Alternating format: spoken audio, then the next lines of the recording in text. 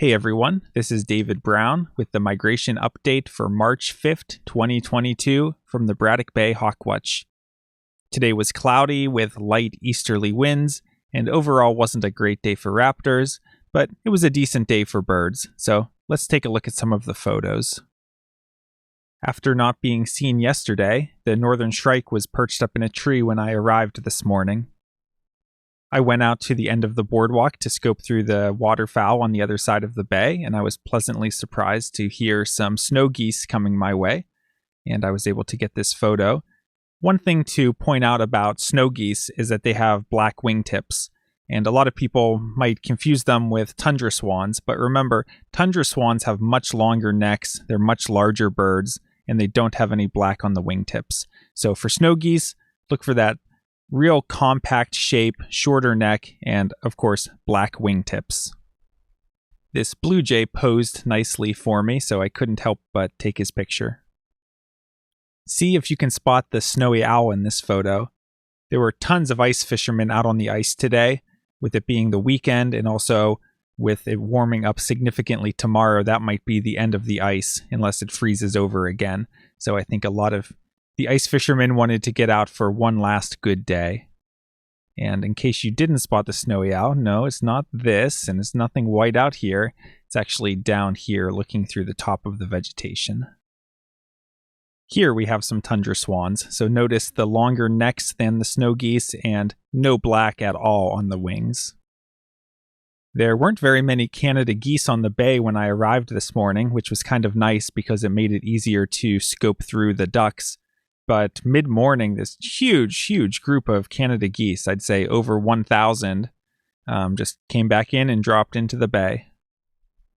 Here's another look at the snowy owl, and this was definitely the bird of the day because there were a lot of visitors with it being the weekend, and a lot of people came out after the BBRR field trip to the owl woods, and there wasn't much to show anyone as far as hawks went, so it was nice to have the snowy owl sitting out in the open on the ice so that I could just point my spotting scope at it. And a lot of people got a look, and for a lot of people, it was a life bird. So that was really satisfying. The other highlight with the snowy owl was watching it fly across the ice carrying what was probably a duck or a coot, some kind of prey item, and then land on the ice to eat it. Later on, I had some big groups of snow geese that were up really high, but even at a high altitude, you can see the black wingtips. As the day went on, more and more ice was melting, which made it easier to scan through the ducks as they kept getting closer and closer. And you can also notice that our friend the snowy owl was sitting right here on the ice.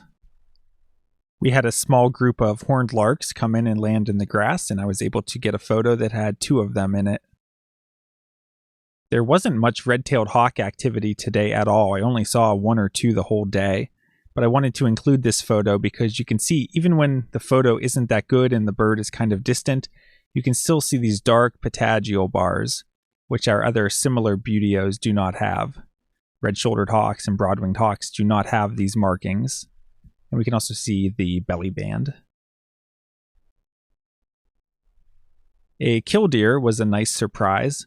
On the first day of the count, we actually had 16 of them, which is a huge total for that early in the season.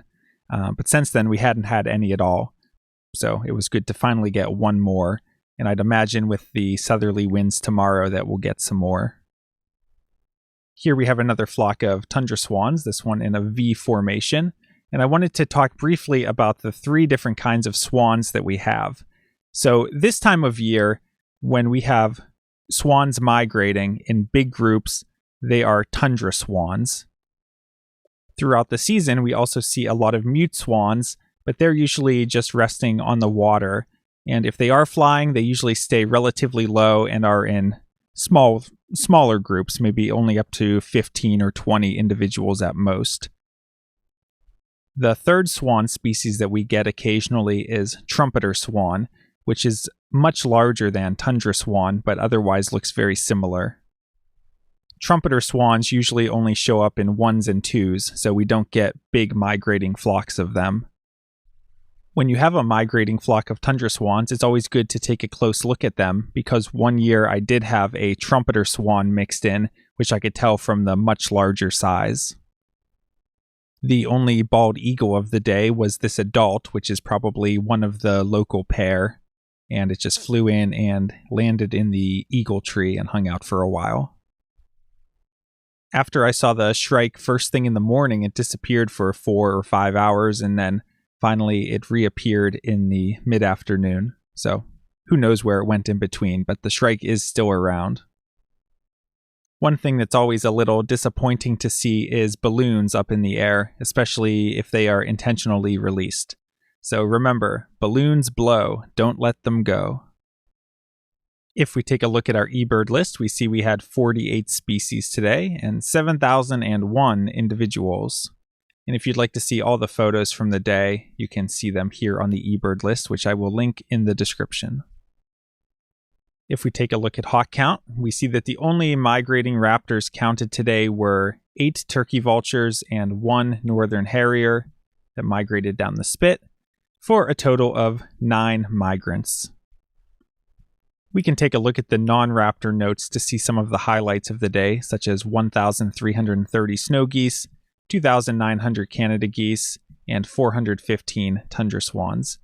We also had a number of new species for the season today, such as red-bellied woodpecker, American coot, lesser scaup, northern shoveler, and snow goose.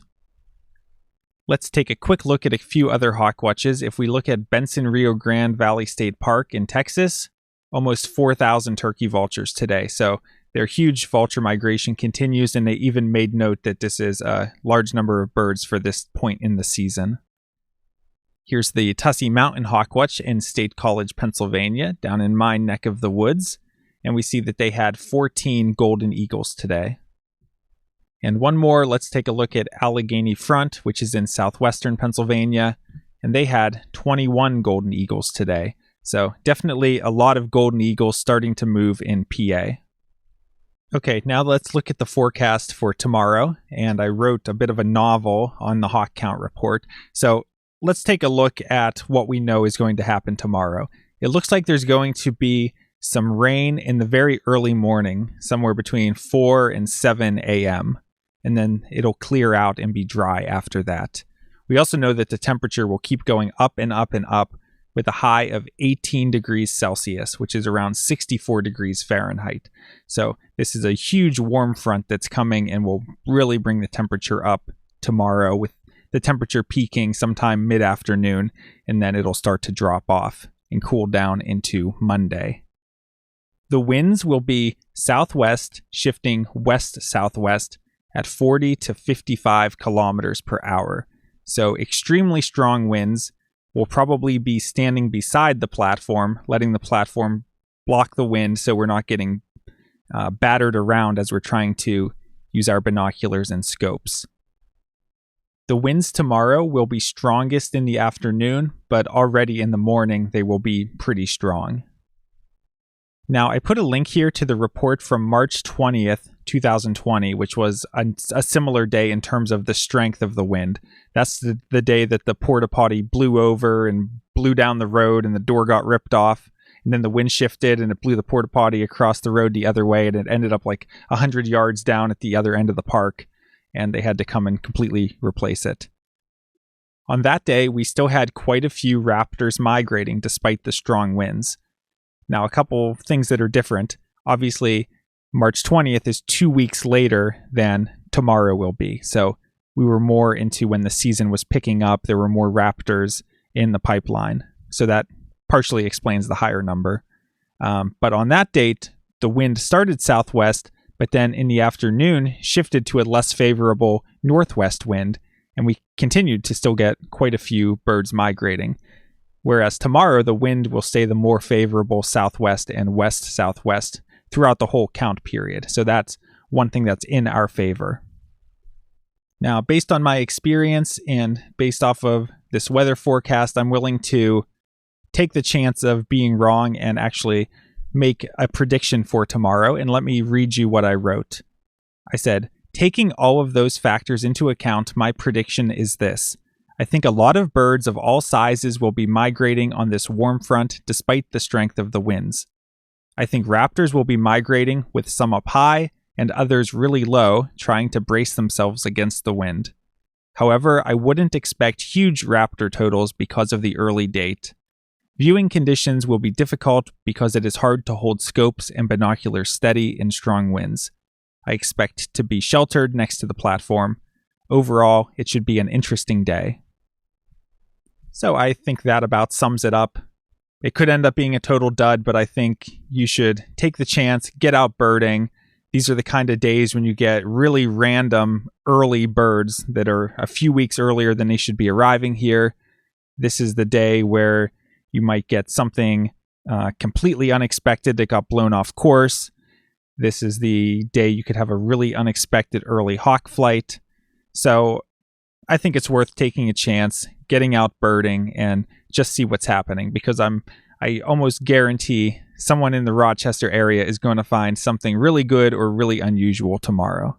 We'll just have to see what it is, and maybe you'll be the one to find it if you go out and look.